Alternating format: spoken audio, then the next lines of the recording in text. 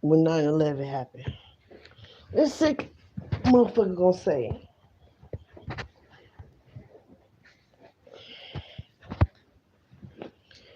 this sick motherfucker gonna say, 9/11.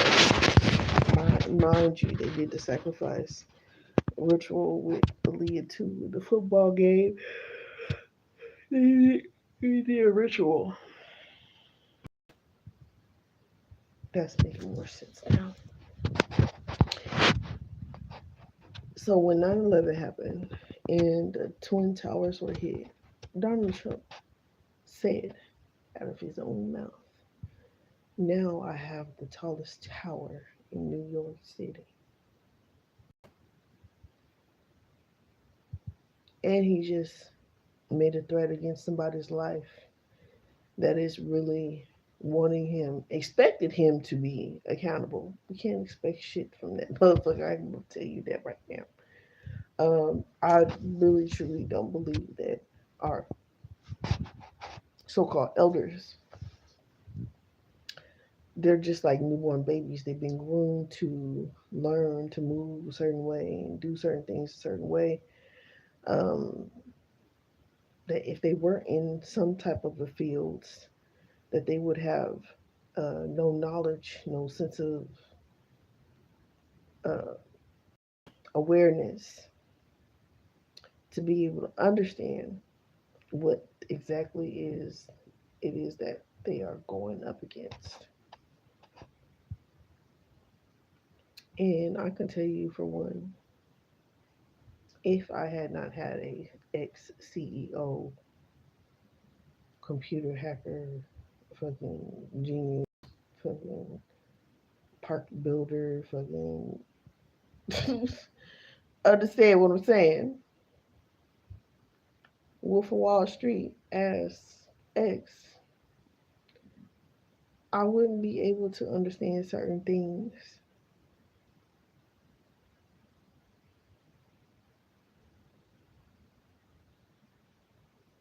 Hmm.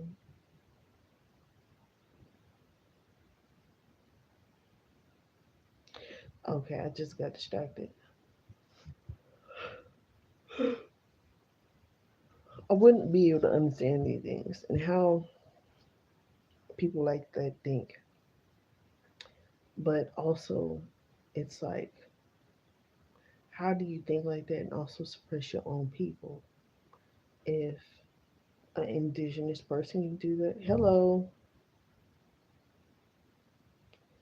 Um, if an indigenous person can do it, definitely they've been colonized. You know what I'm saying? And not only that, they have mother father wounds, and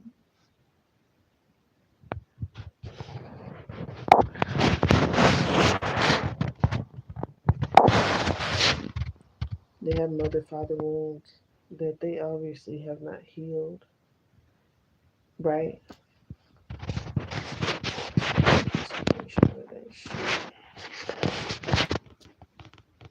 And I could say that my ex CEO mother wounds came from, this is what he told me. Apparently, one day his mom left him, not just him and his sister, out on a really dangerous street at that time. And that's how they got into the foster system. And that made him really hate and resent women, is the only thing that I could say to even not justifiably give him an excuse, but that's what he built his ethics off of. And the slaying and the betraying of the indigenous woman that he had felt that he had been abandoned by, ultimately from his mother, caused that childhood wound. And Lord knows probably what he feels about his dad, because I never heard nor known any mentions of that. So,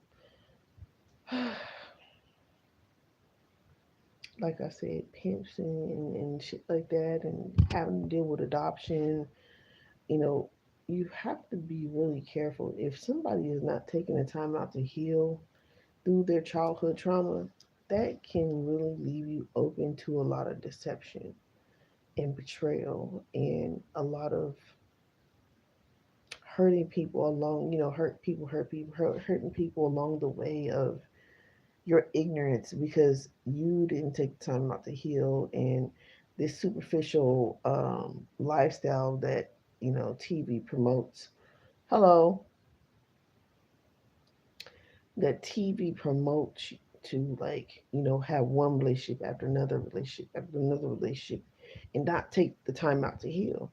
Well, if you haven't healed from your trauma from childhood, you're definitely gonna mess up 9 times out of 10 in some type of way. If you just don't go completely introvert and you're just like you holding it in, you're literally suppression is depression. Like you're literally slowly but surely in some type of way unaliving yourself. Like suppression is depression, and it hurts to hold those type of hurt emotions in. On top of abuse, it's hard as hell to deal with something like that. Yeah, I just did say hi to you.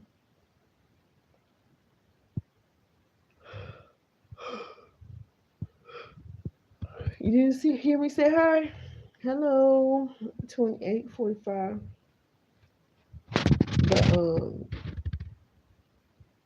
so it's kind of crazy. Like even with me being a natural healer, um, I was like their experience to know that healing is possible. It's possible to have a good relationship. But it's like it's kind of sad because that man did try to unalive me. It's like fucking crazy. Like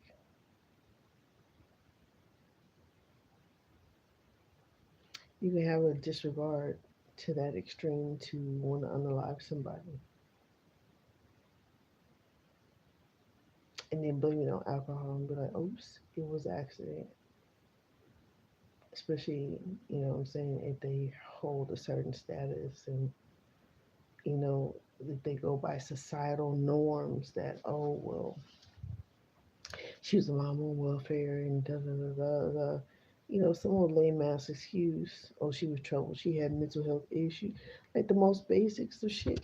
Not knowing that, hell, with the abuse that I received, I could have already, been surpassed, done what he tried to do to me, and actually done it. But I'm not that type of person. So, what I mean? It's just like people get to live with the damage that they know they've done and didn't try to make it right or didn't didn't change, didn't choose better. When you learn better, you do better. But when they choose not to learn and they hold on to religion, the religious values, and what they want to hold on to, you leave no room for growth. And that's the ultimate sad thing about um, the trauma that they want people to stay in.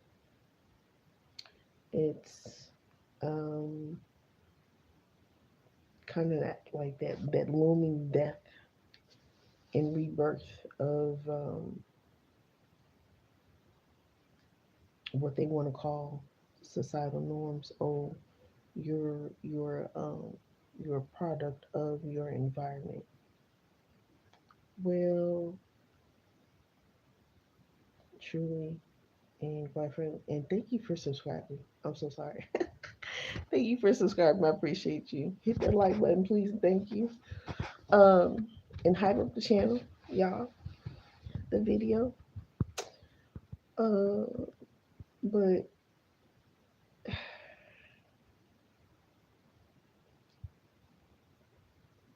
see, I don't want to talk about that. I get so distracted from that. But it is a helpful reminder. It's a helpful reminder. I can say that for me watching other people's videos sometimes. I just automatically hit the like button. I keep it moving. But oh, product of your environment. And it's like, well, if we could be natural products of our environment, they don't want that. They unalive people that bring back our natural state of being, our natural state of healed mind, body, and soul. They don't want that. They don't want a healed society. So we have to fight quite literally and learn for our children and pass that on to them herbal healing, patience, due diligence, um, all those great things that they say are woo woo and weird and grounding, hugging the tree, 11:11, hugging the tree. And that's what I was saying. Our dark side, we get to see our dark side. Like, I think that is so fucking true. And every time I think about like my other, like my twin, my other self, I met my other self when I was younger though. And I remember her like rolling away on the back of a go kart. And I will never forget that fucking dream. Like that dream always sticks with me for sure. But it's like it's our darker self versus our higher self, and that's what we're fighting for is ourselves. And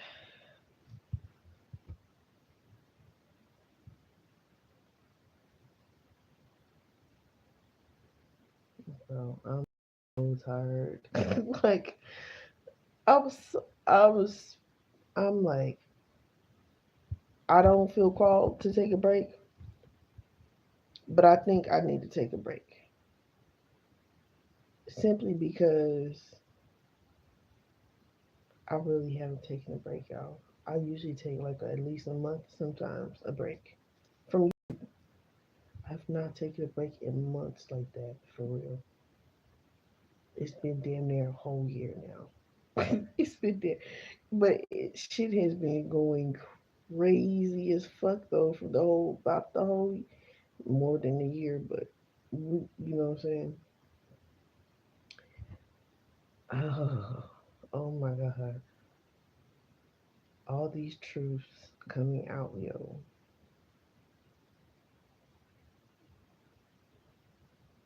And I kept getting the haunting, the movie, the haunting, like, uh, hey, one, two, three, four,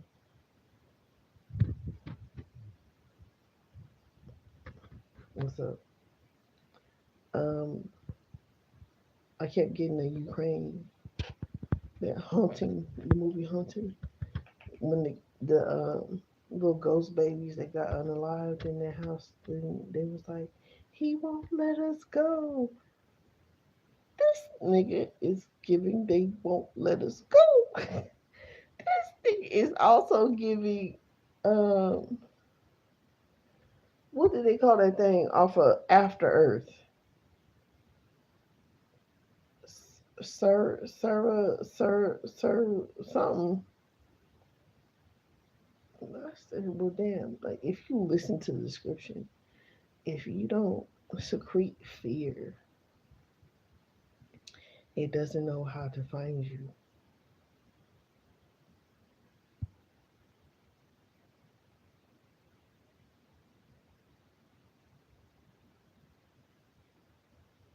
And that's how they operate.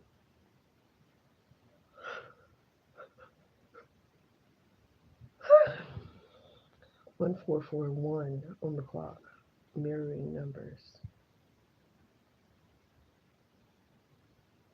The jealousy is real. The program has been about watching black folks, honestly, monitoring of black folks, monitoring. Now they say, oh, you just do it yourself. You just gonna put and keep that camera. Look at my nose. So I was scratching my nose again. Uh,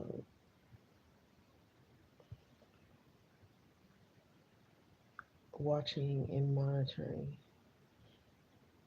That's how we have to be careful with how we use these devices. Hello, what's up, Seven?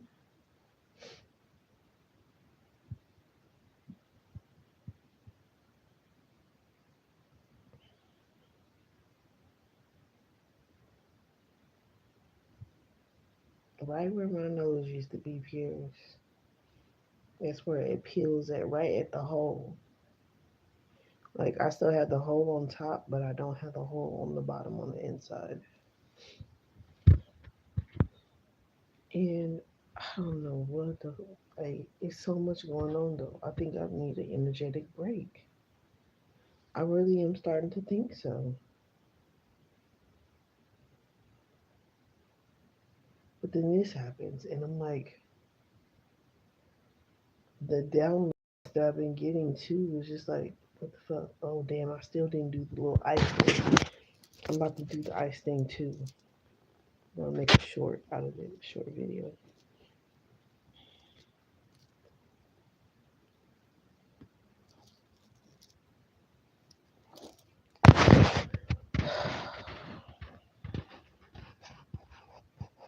Grasping for straws right now. They don't know what the fuck else to do.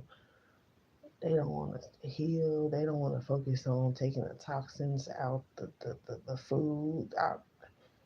They don't want to do none of that shit. The building or prison is for people that they ass should be in. God damn. Like, can we just really be, can we be honest? Can we be real? Let's just be honest. Let's just be real. Honestly, shit. The fuck? They asked, that man said, me included, going to jail. Like, hell or jail, which one? Which one do you want it to be? This shit is crazy. And this shit mainly happens in the wintertime.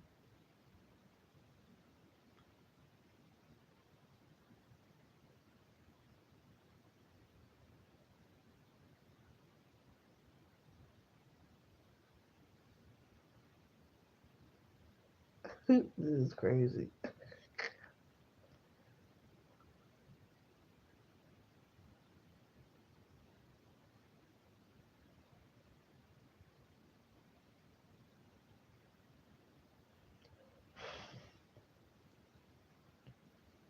Yeah, I got it. So,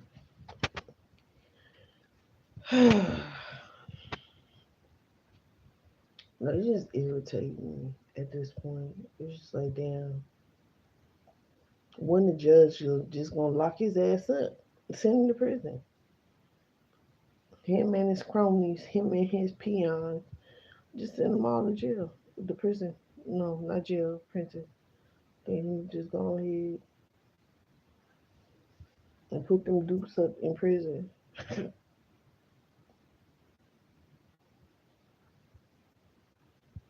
Seriously. And they want to catch, they gonna catch the stress and anxiety, but they're trying to do the stress and anxiety, the energy siphoning. This is what they want. That's what they want.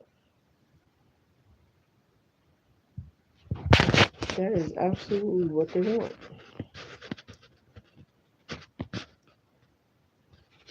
My nose is just don't make no sense.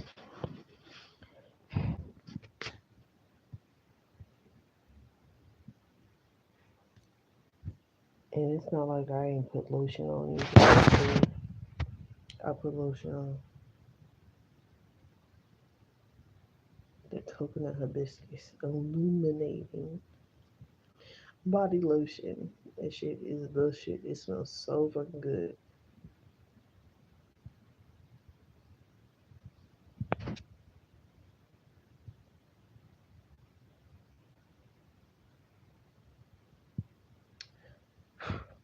Probably because I have not what you call it. I haven't did my mask either. So there's been more pressing, important things to do. You know, Kendall. Yeah. So you know, shoot, I just really had to say that. Like he said, this white man should have been hung. He should be hanged, and they're receiving a hella threats. Like, let me pull this video up because this shit irritating as hell. Not gonna lie. Not gonna lie. It gives it gives Gemini. It gives Gemini energy. It gives Gemini energy. What if I don't know a petty? I know a couple petty Geminis. And people should not be petty like that. That shit is sad. What the hell is that? Okay.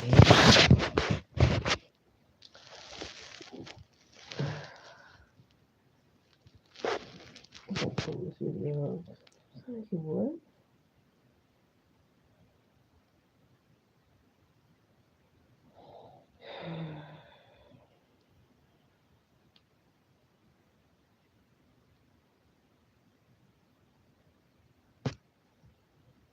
That shit got me fucking heated.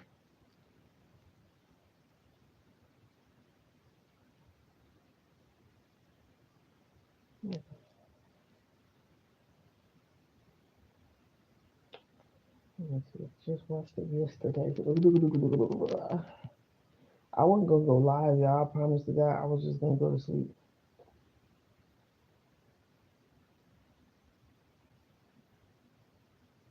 Y'all know what really true. I don't know. I did mention it yesterday because I was like, it literally,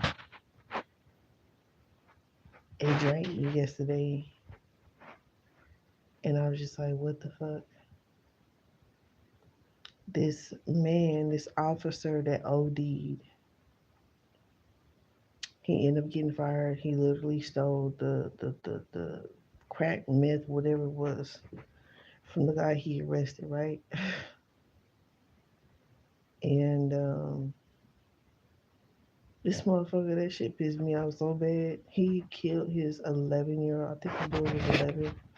He killed his 11-year-old son, stabbed him to death, and then they end up shooting him to death. I said, goddamn.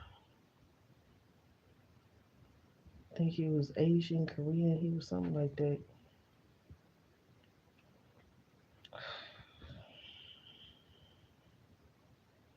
I'm just too burnt, too tossed. Honestly, off that energy. Okay, I will say, dang. Where is yesterday's?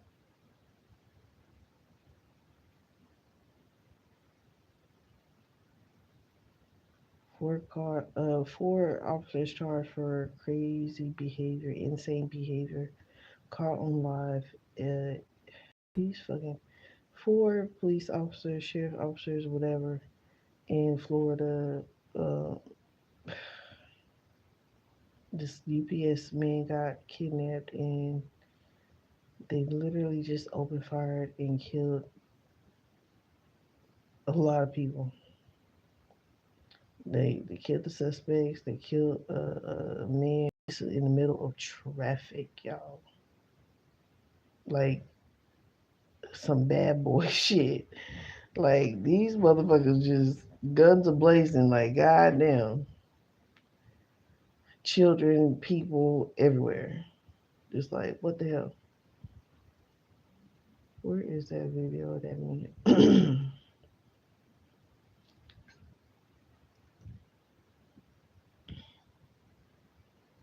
7.0 earthquake in Alaska.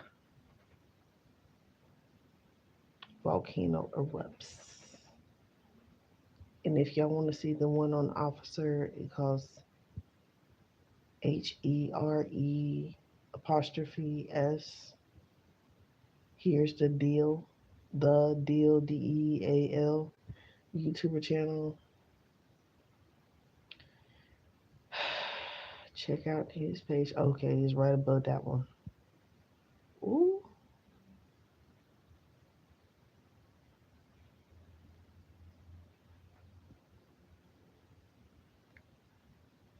Reality TV and politics. Donald Trump has had one and only one play: bullying his opponents into silence. He did it as a failed casino owner who bankrupted his properties and screwed over his contractors. Now this video is named live.az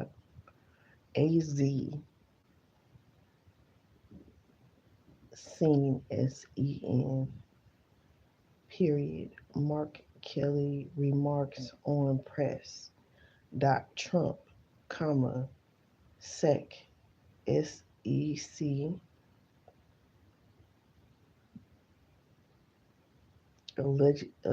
allegations of misconduct. The YouTube channel is my head. Go back. Is ABC News. ABC News Live. ABC News. He did it as a reality TV host, known for firing. And he's done it as president, who tries every day to intimidate people with no regards for the rights or well-being of the What the hell? Of the American people. I'll say this for the guy. While he's never seemed to do much else right, for most of Donald Trump's career, bullying people has worked out for him. But not now. Because I won't let it happen. The American people won't let it happen. President Trump is trying to silence me, threatening to kill me for saying what is true. And he sent his Secretary of Defense after me. And this is a press conference, by the way. It's not going to work. Here's how we got here. A week and a half ago, Senator Slotkin and I, along with others who also served in the military and the intelligence communities, we released a video with a simple message to service members that they must refuse illegal orders. Nothing was controversial about that. Everyone must follow the law. No one may break the law. Or is a burger. This is pretty basic stuff. Seeing that video, here's how any other president would have responded. They would have said 2 words: of course. But that's not how this president responded.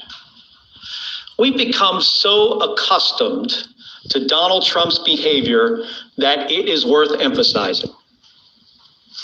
The President of the United States said that 2 U.S. senators and 4 members of the House of Representatives should be arrested, hanged, executed for something we said, for something that is true. My family knows the cost of political violence. My wife, Gabby, was shot in the head and nearly died while speaking with her constituents. The president should understand this too. He has been the target of political violence himself.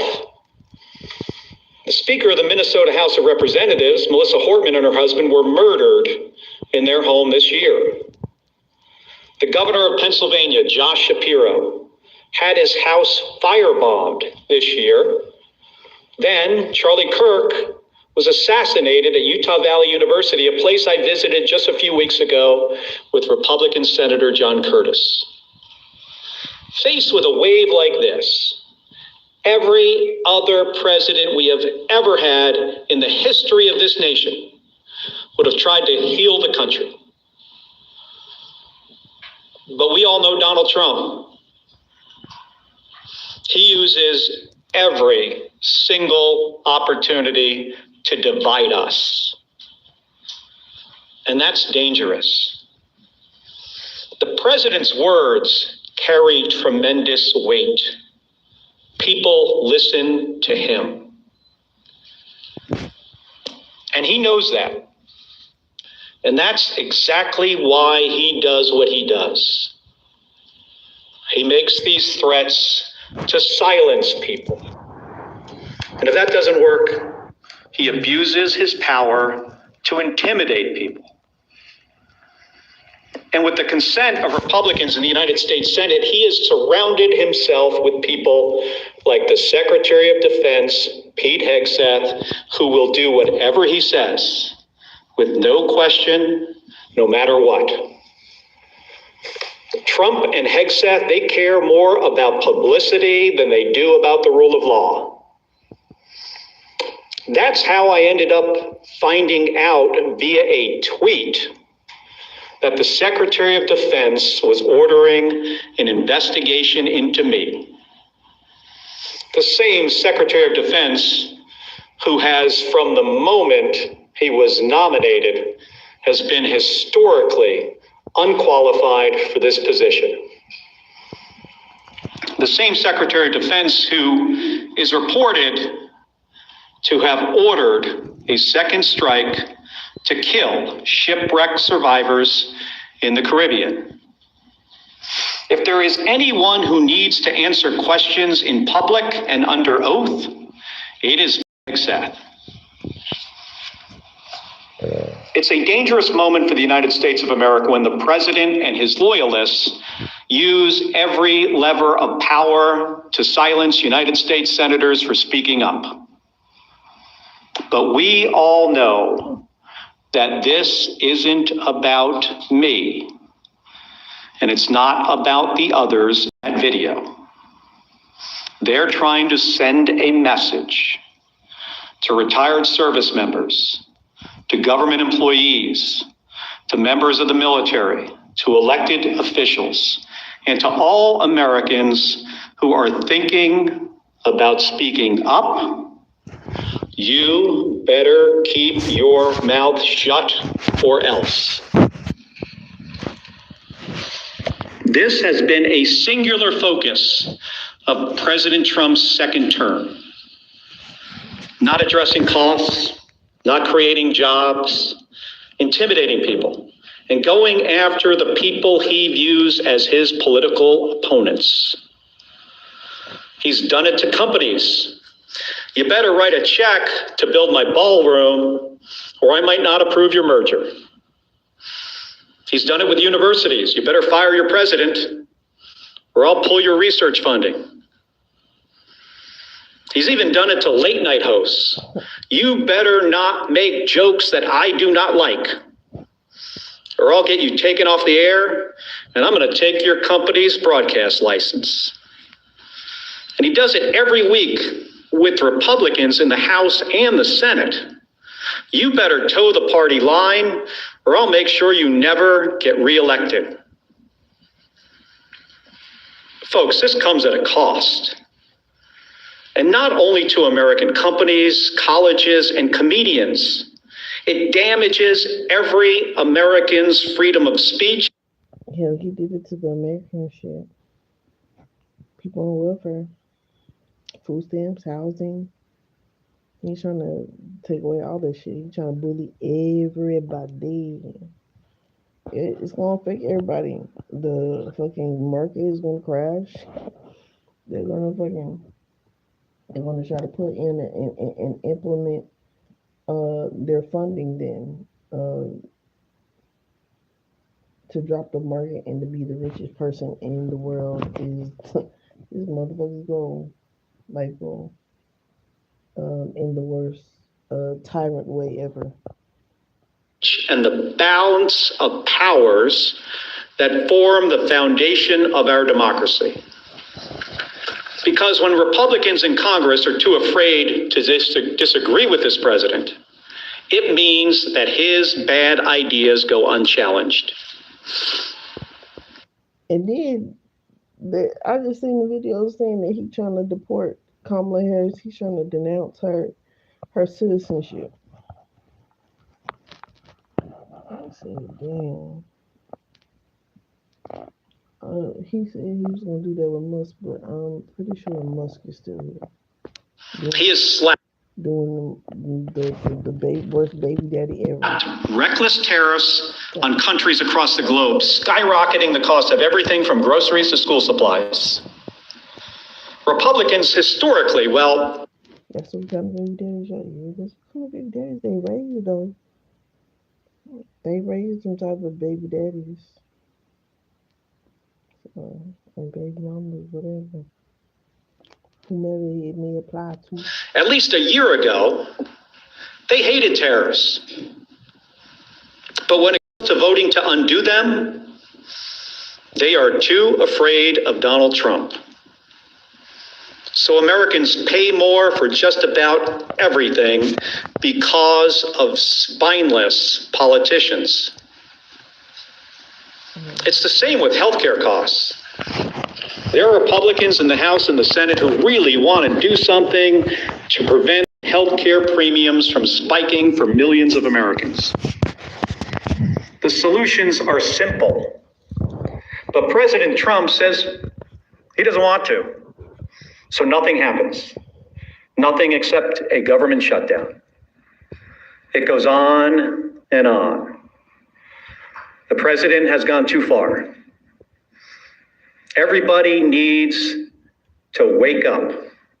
The occupant of the Oval Office is ignorant to the Constitution and has no regard for the rule of law. And see, this, he's about to give him way too much credit for it. This nigga act like he don't know. Acting like he don't know shit. He knows, he very well aware of the law. Trying to silence me, and proposing to court-martial me, and threatening to kill me for fighting back when our democracy demands that we must fight back. President Trump has crossed the line. And this time, it's not going to work. I will not be intimidated by this president. I am not going to be silenced by this president or the people around him, because I've given too much in service to this country to back down to this guy. In 1991, when Donald Trump was driving the Taj Mahal casino into bankruptcy, I was getting shot at over Iraq and Kuwait. In 2001, after Donald Trump's collapse of the Twin Towers meant he now owned the tallest skyscraper in Manhattan, I was carrying flags honoring 9/11 victims into space on a rocket ship. In 2003, when Donald Trump was writing birthday greetings to the monster Jeffrey Epstein, I was the first on the scene to recover the bodies of my fellow astronauts who died when Space Shuttle Columbia exploded during re-entry.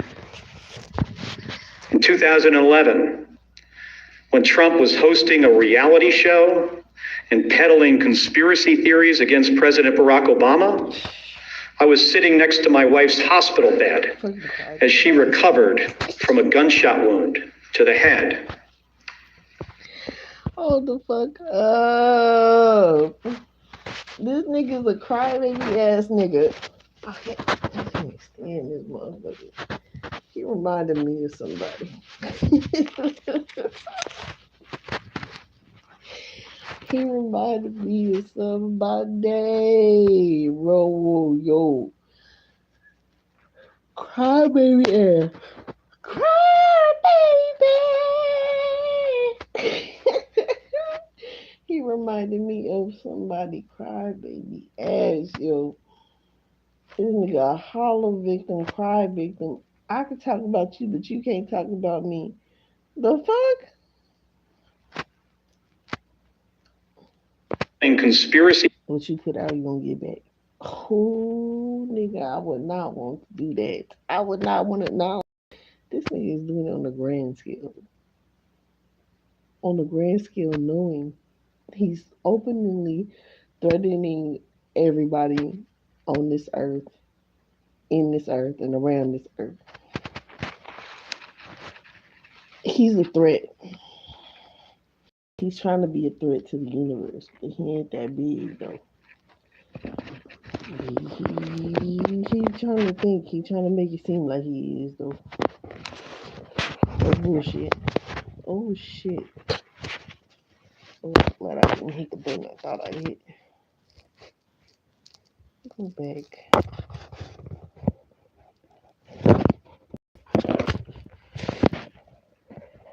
Theories against President Barack Obama. I was sitting next to my wife's hospital bed as she recovered from a gunshot wound to the head. My point is this. I've been through a lot worse in service to my country. The president and Pete Hegseth are not going to silence me. They aren't going to keep me from speaking out, and they're not going to keep me from doing my job. Enough of the bullying, enough of the intimidation, enough of the threats, enough of your nonsense.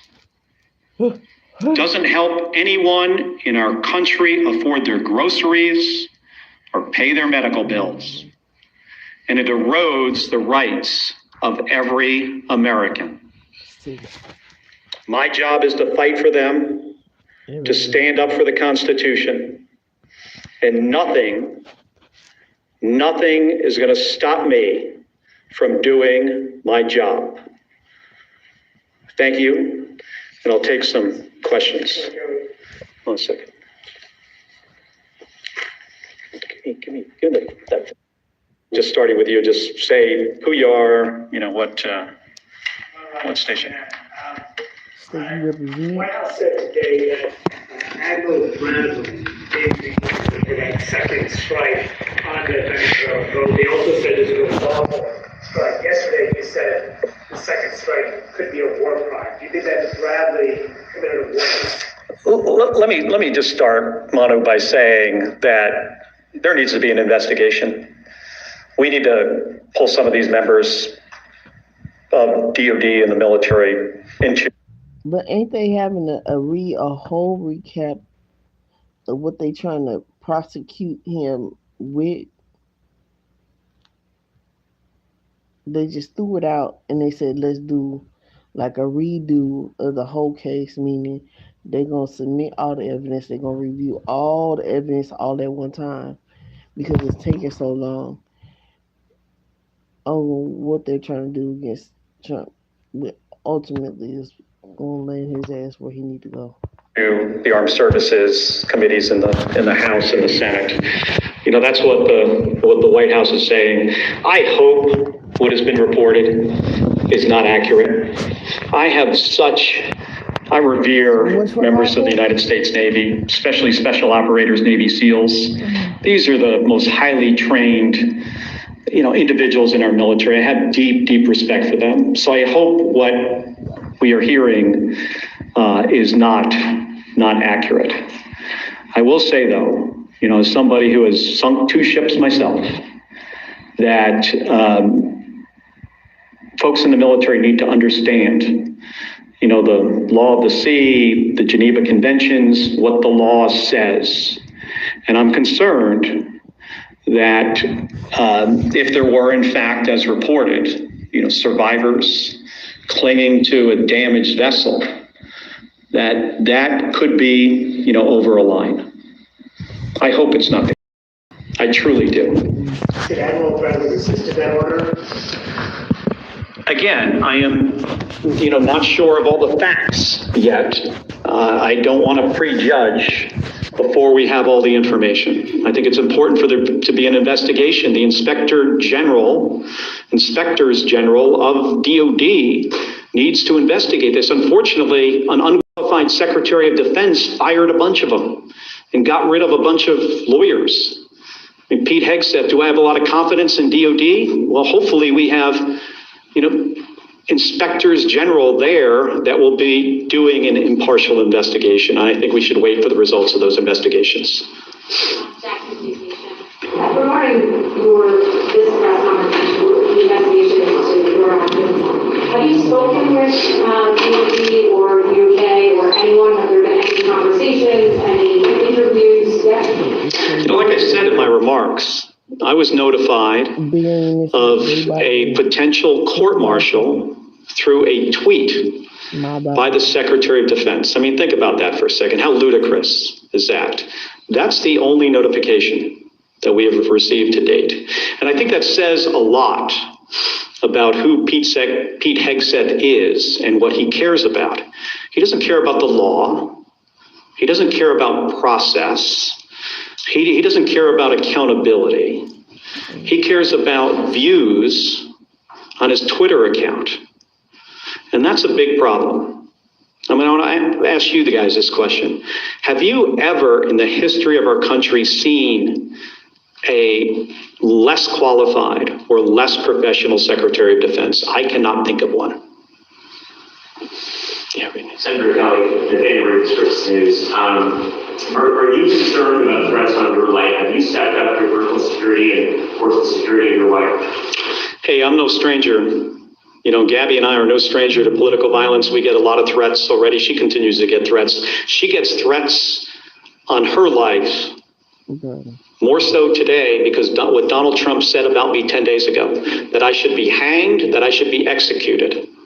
The threats on us have obviously gone up. I'm not going to get into details about my personal security. We take these threats very seriously, and I take, the threats from this president seriously. How many times in our country's history have you heard a president of the United States say that members of the Senate and the House should be hanged and executed? I mean, I can't think of one. Shit happened. Those words carry a lot of weight. The number of threatening calls that we get into our office have skyrocketed. And they were very graphic. I mean, some of them were put, not from my office, but another member put them out there for people to hear. The ones we get are worse than that. So I take this seriously. But again, that's why he does these things. Because he thinks he can shut me up. I have First Amendment rights. I'm a United States Senator. I am doing my job. I'm on the Armed Services and the Intelligence Committee. He ain't going to shut me up. I mean, he intimidates other people. I'm not intimidated by Donald Trump or Pete Hegseth or anybody else. Thank you, Senator Nicole Killian with CBS News. Are you aware, just back on Venezuela, are you aware of whether or not the Secretary has had, if he's had any conversations with any members of the Armed Services Committee and in terms of these calls to investigate? Do you believe the Secretary and Admiral Bradley should appear before They absolutely should appear. I've talked to the chairman of Armed Services about it and the ranking member. They should absolutely appear. I'm not so confident they will. This is not an administration that tends to follow any norms. But we need to get to the bottom of this, of what happened. And we are not Russia and Iraq. I'm really concerned if the reporting is correct. Again, I hope the reporting about this incident is not accurate. What the White House said today actually indicated it might be, but we're going to have to see. Going back to the DOD matter, are you considering any legal action to address the court-martialed or any of the fees or address the investigation? You mean like me suing Donald Trump for what he said? I think what he said about us is dangerous. It's ridiculous. It is a violation of our constitutional rights as Americans and our rights as senators to do our job, and he's trying to intimidate us. But I have not considered that, not at this point. Thank you, Senator. Senator Monica, do you see this as fundamentally First Amendment issue for you that you want to highlight against the president who's trying to challenge you? And how do you see the whole process playing out? Well, again, this isn't really about me. And that's why I think people are kind of got this a little bit off here. It's not about me. It's not about the other 5 members in the video. It's not about Alyssa Slotkin, Chris DeLuzio, Chrissy Houlihan, Jason Crow, Maggie Goodlander. It's not about us. This is about a president who doesn't want anybody to say anything that he does not like. I don't think he understands the Constitution. I'm serious about this. I think he is ignorant to the Constitution and the rule of law. And he just wants to silence us, and it starts with us. And that's one of the reasons people say, well, why wouldn't you back off? Because this isn't about me. This is about what he will do next. Who's he going to go after next? Which service member? Which government employee? Which citizen who decides to say something that this president doesn't like? And then he goes after them, in my case, with the Secretary of Defense. Who knows what's next? With the Attorney General? I mean, this DOJ has been just, attacking people for all kinds of stuff. And what's next? Our First Amendment rights? Ain't happening. Yeah. Bill Robinson, Washington Post. Can you tell us anything more about the FBI's involvement in the inquiry into you and the other lawmakers who appeared in the video? Were you scheduled an interview with them?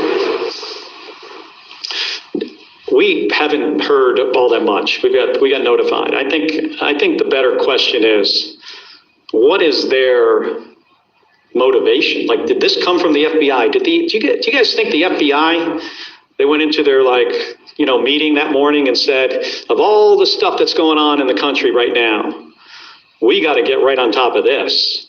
These guys said something the president didn't like, and now we've got to do something about it. Or do you think it's possible that the president told his FBI director to tell the FBI agents to reach out to these guys? So I think this is a good question for you. All of you in here should be asking the FBI those questions. I don't have the answers to them. Yeah. Can you tell us anything more about the Senate Armed Services Committee's inquiry into the September 2nd strike, the nature of the request for information submitted, what information has been back from DOD so far in your conversations with the chairman?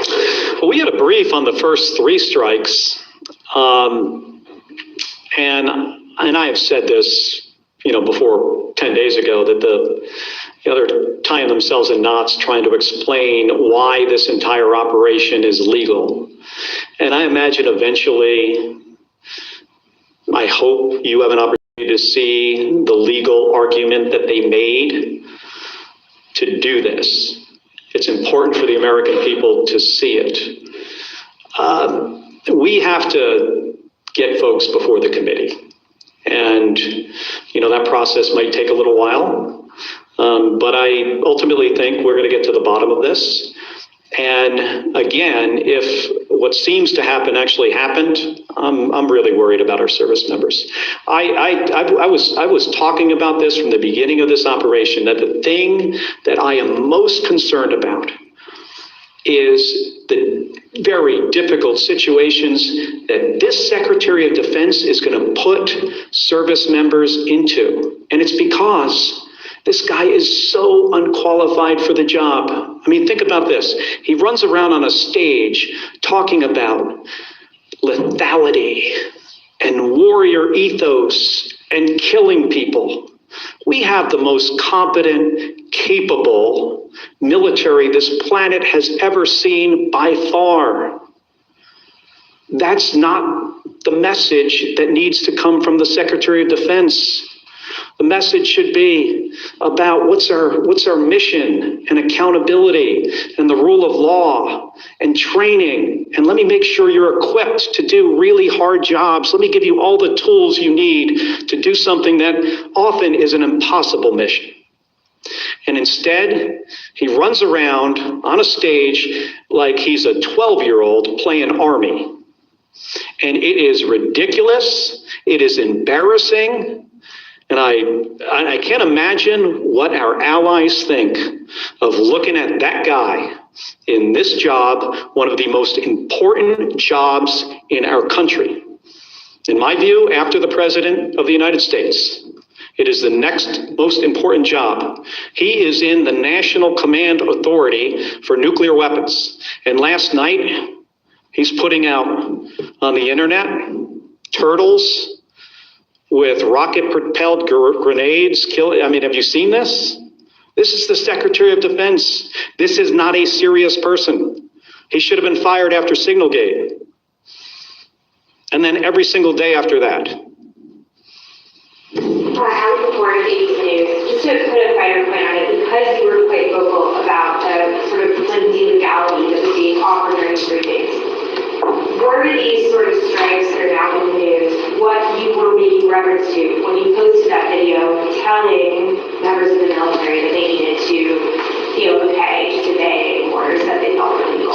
Based on who this president is and who the Secretary of Defense is, and specifically things that the president has said in the past and things he was talking about doing in the future. Let me give you an example. 2016, he's talking about something on a debate stage that was clearly illegal. And he was reminded by Brett Baer from Fox News that that would be an illegal order. Military won't do that. You know what the president's response was to that? The military will not refuse my orders.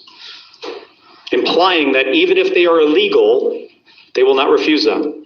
He's also talked about shooting protesters in the legs.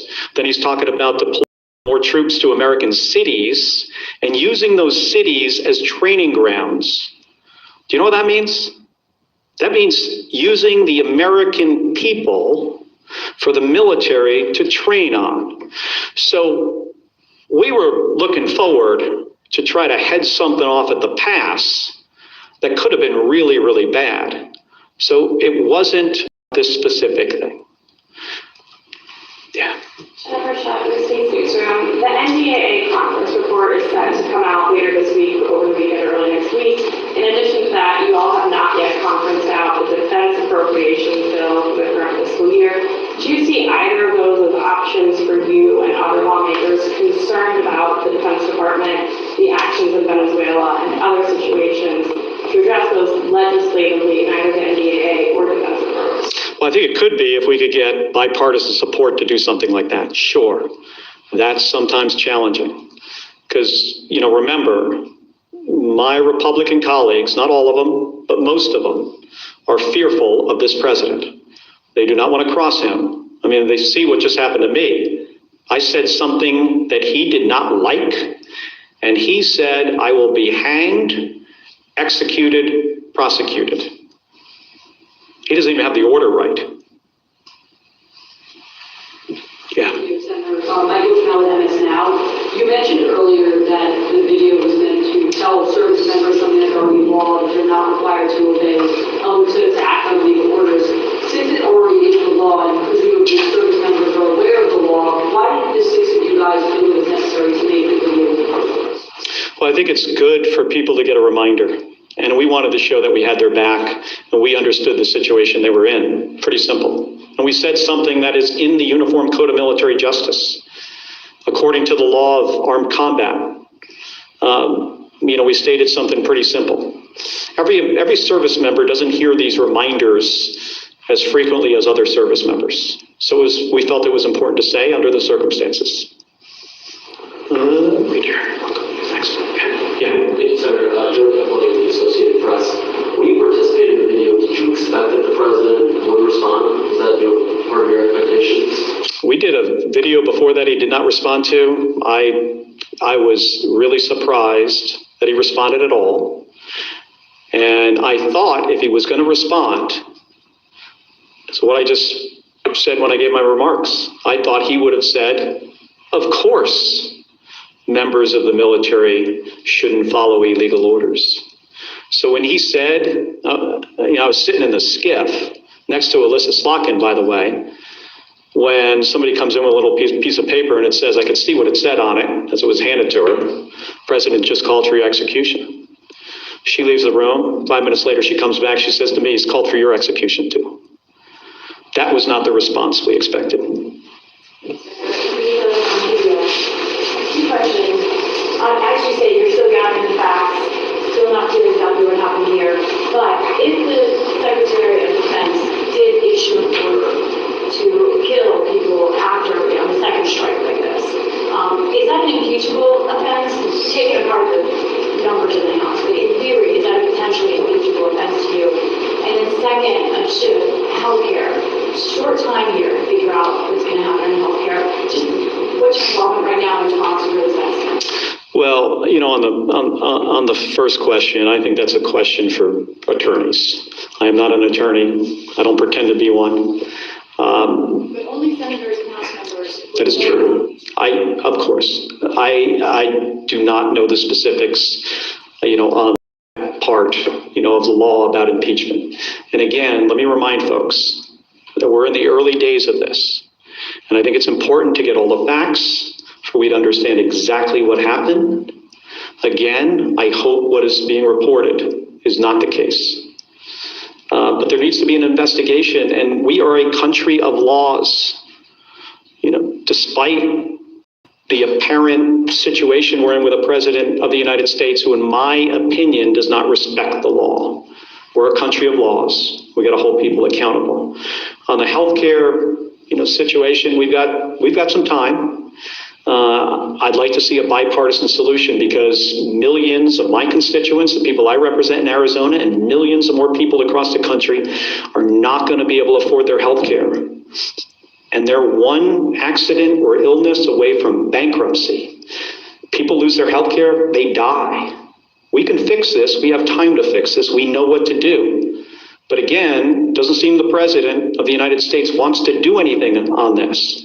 If he wants to help the American people, he should engage with the United States Congress on fixing this spiking premiums, fixing this issue. Have you, Liz Ruskin, Alaska Public Media, have you received messages of support, public or private, from your Republican colleagues? Yes, and some of it's public. Can you tell us a bit about those? Well, some people put out statements, and I got some private calls, which I will not get into. But there are some, you could Google it. There are some, positive, but we're in an unfortunate period here where we have a president that does not like to be crossed. And if he's going to say to a U.S. senator that you should be executed for what you say, that sends a very chilling message, not only through the United States Senate and the House to Republicans, but across the entire nation. Thank you, Senator. Ryan Charles, Fox News Radio. I wanted to see whether it's the FBI or the Department for, a lot of requesting hearings or investigations with you. Are you planning to cooperate if that is the case? I will follow the law. Yeah. Senator Jim Kusnierov with the Boston Globe. You mentioned that some of your Republican colleagues have been bullied by the president. With regards to the boat strikes in the Caribbean, what's your level of confidence that this investigation in the Senate Armed Services Committee will go forward and get to the truth? I have confidence, tremendous confidence in the chairman of the Armed Services Committee, Roger Wicker, senator from Mississippi, and the ranking member, Jack Reed. And I've spoken to him about this, and I know he's going to try to do a thorough job. Where I don't have a lot of confidence is in the Secretary of Defense and what he has done to this department, firing JAG officers, firing inspectors general. It's decimated it. Firing people in the leadership of DOD just because of the color of their skin or if they're a woman. So I have about zero confidence in the Secretary of Defense. I have tremendous confidence in the chairman of the Armed Services Committee.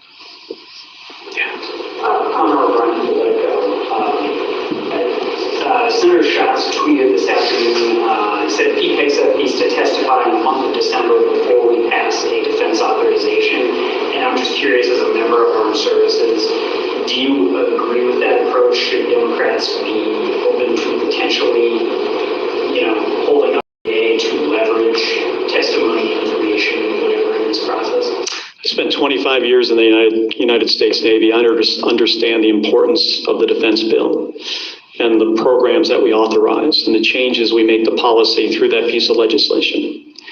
I've talked to Senator Schatz, and we'll continue to talk about this, but in general, my view, on this is we've got to be very thoughtful about how we handle the process of the defense bill. Yes. On that, just to clarify, you were not briefed on the double tap of the first strike. None of your witnesses have included that. If Hegseth will not testify, will you call on Admiral Halsey of Southcom to come in and testify? And then lastly, on Venezuela, should the United States strike inside Venezuelan territory, do you think that is legal? So I'm going to have a conversation with the chairman and the ranking member about who specifically, we bring in to testify, whether we do it in public or not. I would generally prefer public hearing. We should probably do both. One in a classified setting, one publicly, so the American people could see. I'm still trying to figure out the justification that Donald Trump has if he was to, conduct kinetic strikes into Venezuela. What's the goal? Why hasn't he communicated this to the American people? That's the job of the president, to lay out a case before we go to war. And if it is about removing Maduro, how do you square that with pardoning Juan Hernandez, who is basically the same guy from a different country, who got sentenced to 45 years in prison, and he's barely been there? He's probably hasn't even gotten settled in yet, and the president's going to release him? Doesn't make any sense.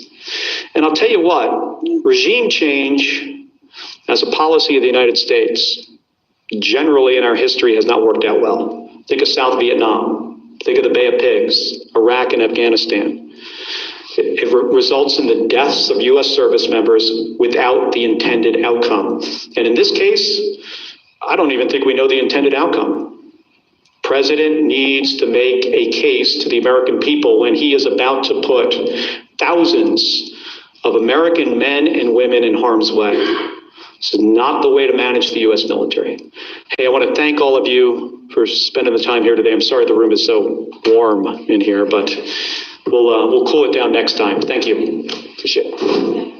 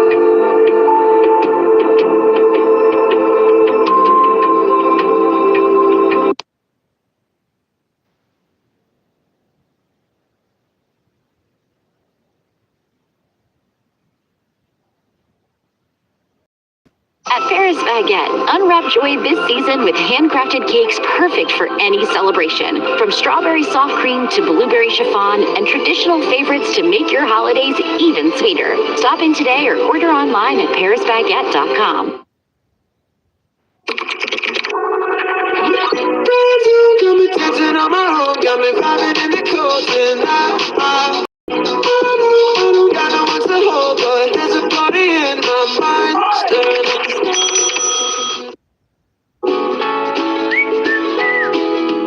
From chicken chic kitchens that feel like home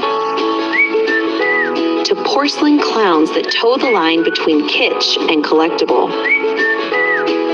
From garden gnomes and fairy doors to fishing lures and tackle boxes that spark memories of early mornings on the lake. Find what you want only on shopgoodwill.com. Fair pricing and expert service to keep Texans stopping safely. Book online now to save.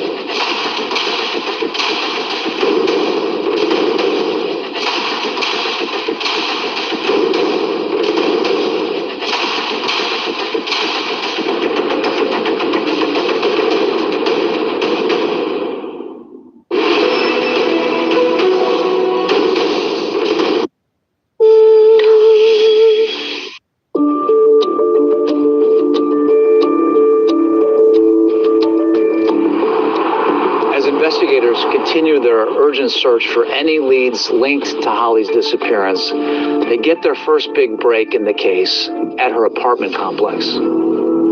We began interviewing neighbors. Did anybody see anything? Did anybody hear anything?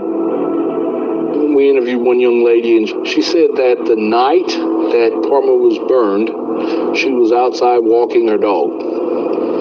And she said that she saw a guy running through the shadows. She said he was purposely trying to stay in the shadows, and that he had dark clothing on, and that he was a white male. She did distinctly remember him running out to a truck.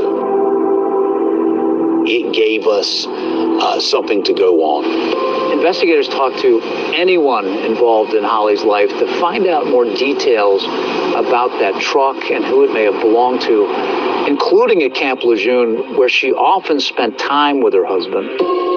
As the police canvassed and interviewed people at Camp Lejeune, they found out that a young Marine named Kyle had been asking around about borrowing a pickup truck to help a friend move some things, and that was in the time period that Holly had disappeared. Kyle is in fact Lance Corporal Kyle Alden, and investigators discover the identity of the man who he said he was helping to move. It was none other than Holly's husband, John Wymonk. This became a very important piece of information, so we wanted to talk to Kyle and see if we could connect the dots. Hey, buddy. Hey, I'm Locklear. Alden is brought in for an interview at Camp Lejeune with Detective Jeff Locklear.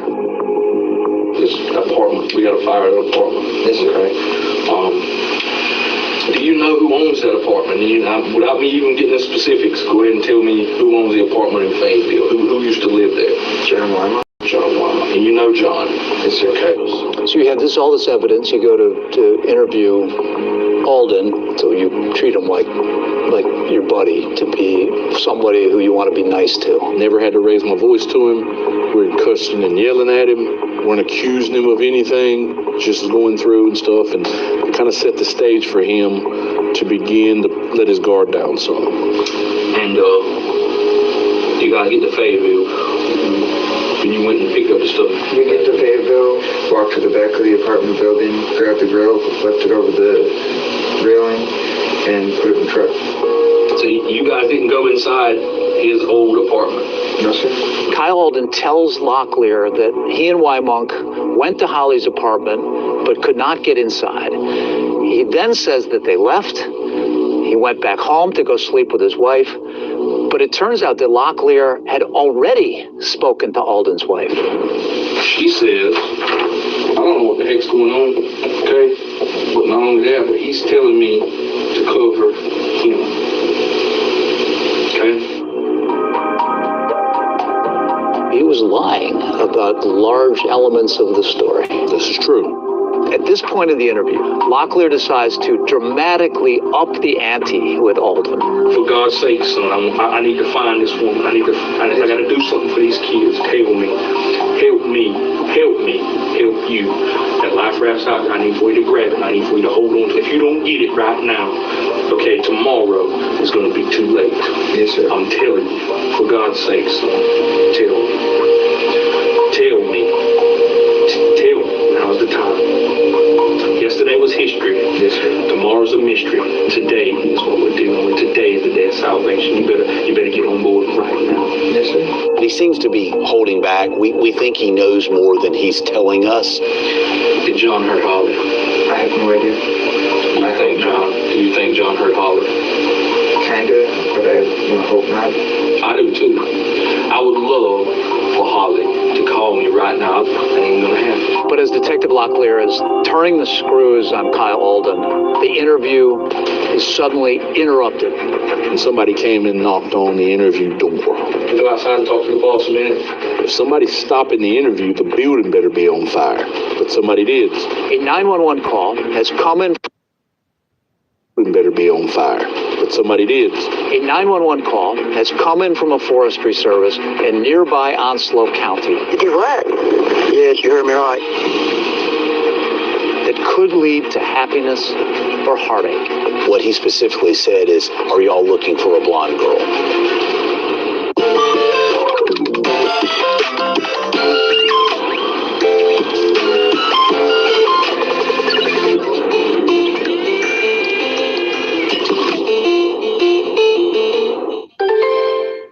Right now at Brake and Tire Check, save up to $50 on rotors. We provide fair, transparent pricing and expert service to keep Texans stopping safely. Book online now to save. Seriously, with these savings, why shop anywhere else this holiday? Wellington Deals Brands, wow! Supreme Jasmine is premium American grown rice. From local farms to your table, every grain is supreme. Pick up a bag of Jasmine or of our Supreme American rice.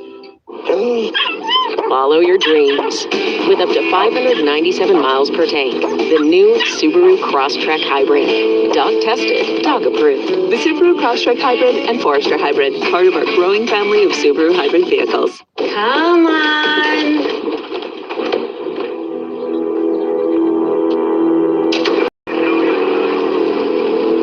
They're relying on us. We're relying on you. Please donate now.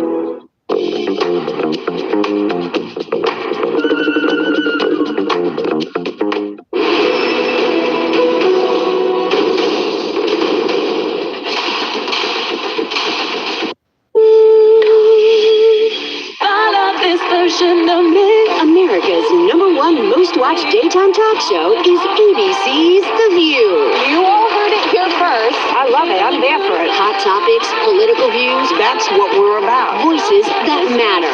It all goes down right here. That's why it's called the what? The View. I love it. I'm all in. Second that. This is going to be must-see TV and so much better. Jersey Mike's is now an official sponsor of the NFL. Hold on. You're stealing my job. I don't want to steal anything. Lies. Lies. I just love these subs. It's a Jersey Mike's thing. A sub of both. You fall in love. Sing boom.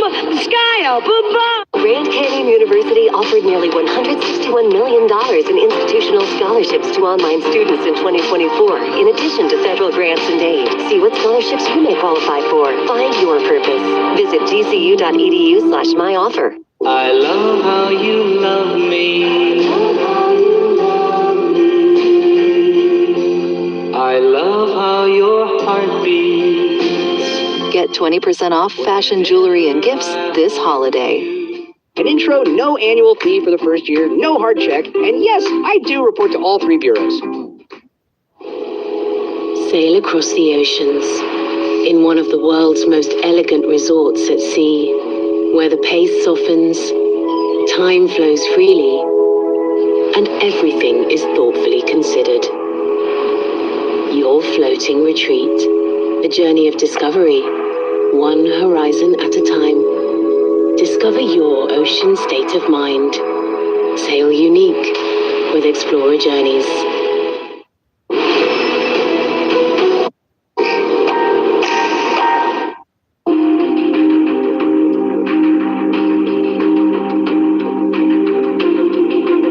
It had been 4 days since Lieutenant Holly James had vanished, and at this point, John Y. Monk has emerged as the prime suspect in the disappearance of his wife, a fact not lost on his commanding officer, Colonel Kirk Cordova. The prime suspect was a Marine, and it was one of my Marines. And given the reputation that he had, did you think at that time that maybe he is somebody that could be guilty of this? Yes. Given his nature and the fact that he's somewhat of a hothead and wanted to be in control all the time. As soon as I heard Wymock was our prime suspect, I assigned somebody to him to make sure he didn't leave, didn't run, so we knew where he was at all times. While investigators methodically build their case against Wymock, Jesse James decides to take a more direct approach, confronting him in person. What did he say exactly to you? I drove out to Camp Lejeune, and he was with like 3 friends.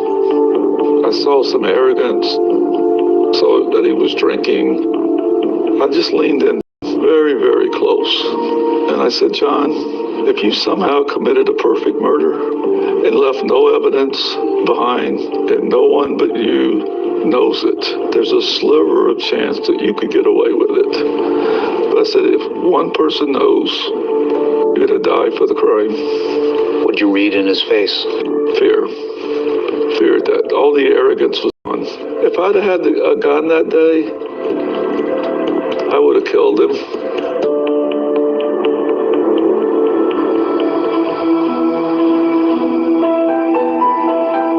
Tell me what happened. I gotta find Holly. For God's sakes, where's Holly at? I do not know. Okay. Police continue to try and chip away at Wymock's fellow Marine, Kyle Alden, but if he knows anything about Holly's disappearance, he's not giving up the goods. Investigators knew he wasn't telling the truth and that he was hiding something. He was stonewalling the investigation. Oh, yeah. I was surprised that he could hold out as long as he held out. So he's in the middle of an interview, and suddenly some information came in that something was found at this field about 15 miles away from Camp Lejeune. NCIS received a phone call. What we discovered was that the North Carolina Forestry Service had responded to a fire in a wooded area in Sneads Ferry, North Carolina. So when those guys got to the scene and they go over there, it was pretty clear that there's a body in a shallow grave that looks like someone has tried to burn. They put the call in to the sheriff's office. We're down here on this fire. We need you to call down here for possible burned up body. Did you what? Yes, you heard me right. What knew as a body? They said, we believe we found a burial site, and this might be the missing female from Fayetteville. What he specifically said is, are y'all looking for a blonde girl? And obviously, that hit really close to home. It was a sad day in that we knew what had ultimately happened to Holly. The authorities shifted their focus here to Sneads Ferry, North Carolina. This is about 130 miles away where Holly was living in her apartment, only about 15 miles away from Camp Lejeune. If you were looking to hide a body, it would be a good place to do it. It's a very remote spot. We drove out there to the crime scene, to that burial site. You saw a body there, a burnt body. I saw human remains rolled up in what appeared to be an air mattress. There was a hatchet in the burn pit with the remains. I saw a number of knives that looked like they came out of a butcher block.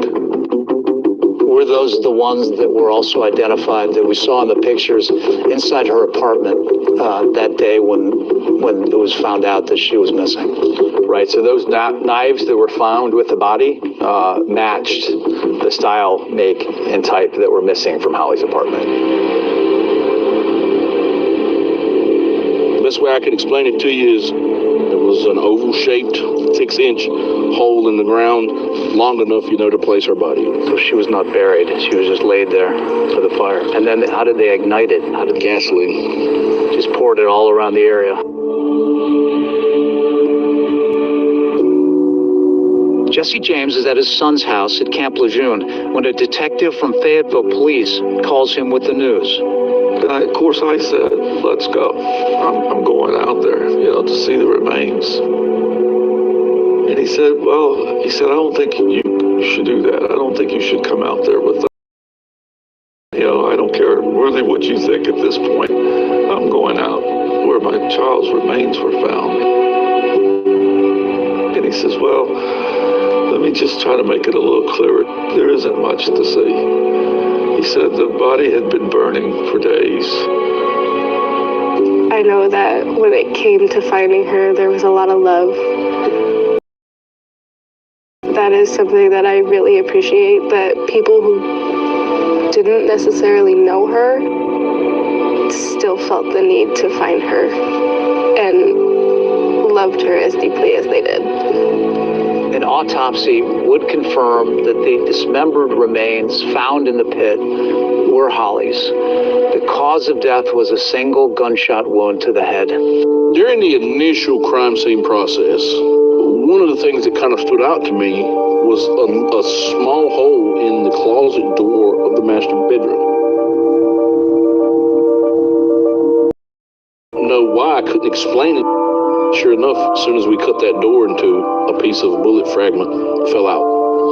So my suspicions initially were correct, that it looks like she was laying down on the floor in the bedroom. A round was fired into her head, it exited her head, it hit the concrete floor, ricocheted up, and rested in that closet door. One of the critical pieces that you need is the physical body of the person that was killed, and we had that now. And so the first thing we wanted to do is go talk to Kyle Alden again and ask him what really happened that day.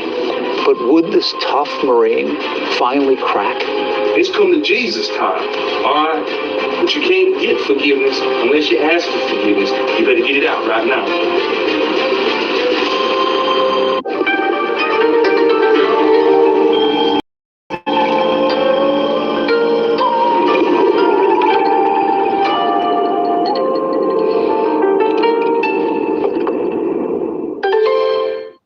At Brake and Tire Check, we've been doing it right since 1968. Like our fast and free, no obligation brake inspections.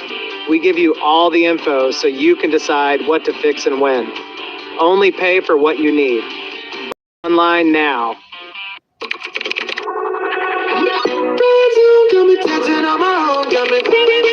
How far is a mile from picturing it to living it? Vietnam Airlines cherish every mile.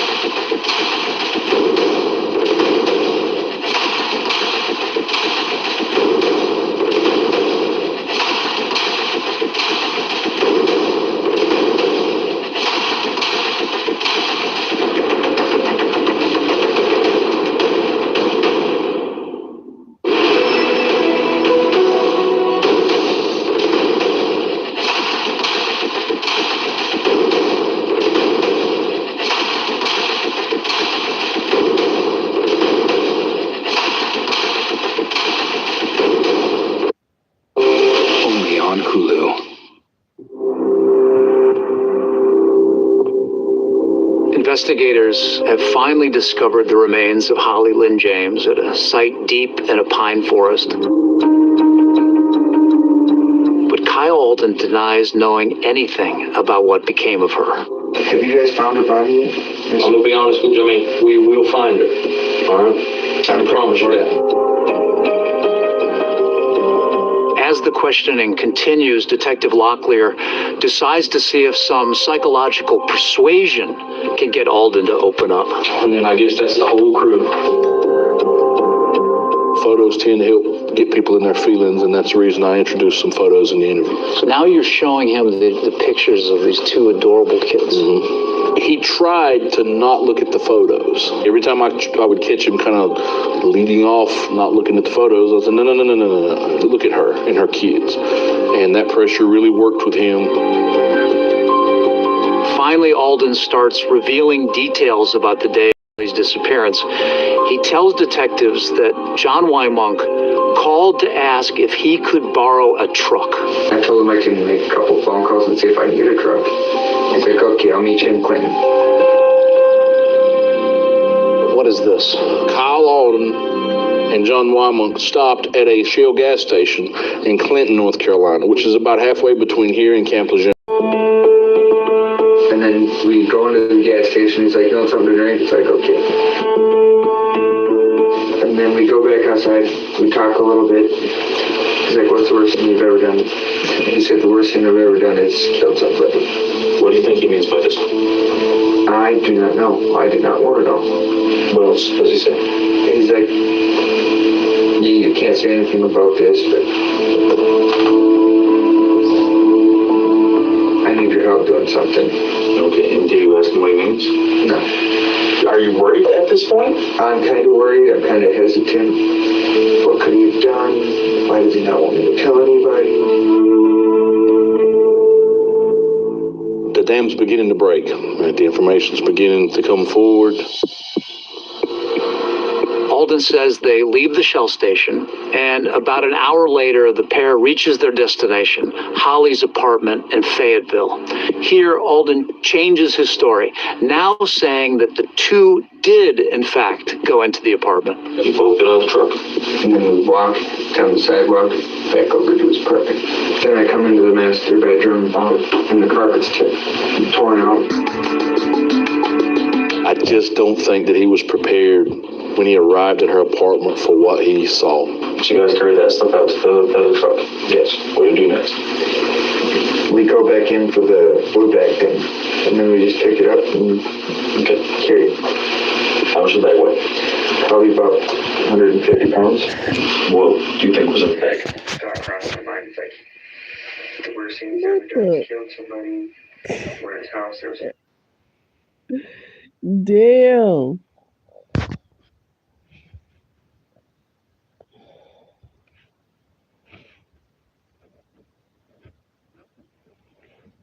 They is when I was coming in. That's a damn shame. Let me go to sleep because I got shit to do tomorrow.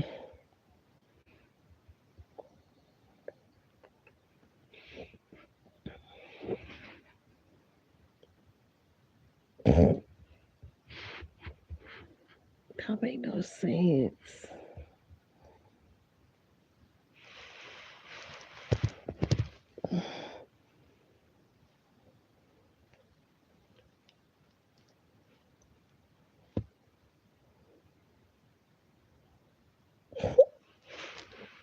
Yeah, I swear that's crazy. Y'all be great. Never give up. Exposed.